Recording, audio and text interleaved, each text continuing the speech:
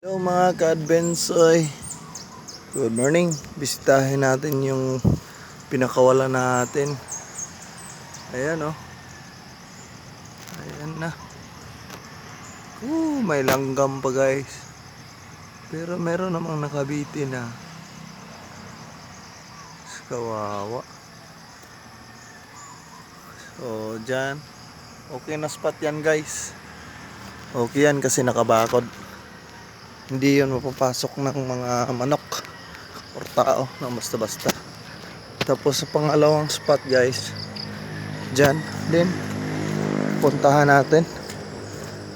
Sayang yung mga itlog doon, sana tumaas yung init mamaya. Basa ng ulan, lakas kasi ng ulan kagabi guys, magdamaga na yon. So dito guys, meron din tayo ang pinakawalan ng mga baby G.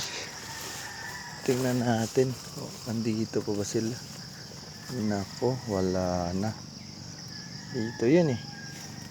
Tapos dito marami din.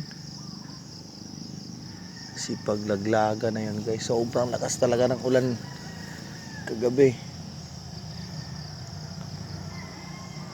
Wala talaga. Yun. So mamayang gabi guys, check natin tong areang to kung may natira ba or nag-survive.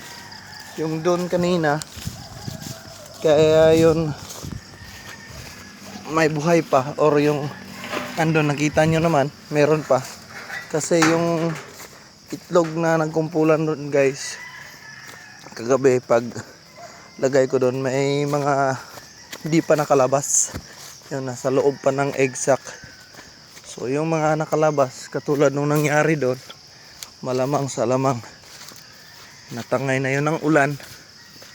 Sana may nag-survive doon, sobrang dami pa naman no? Ito sila guys oh, yan nyo, ang dami yan. Yan yung pinakawala natin guys.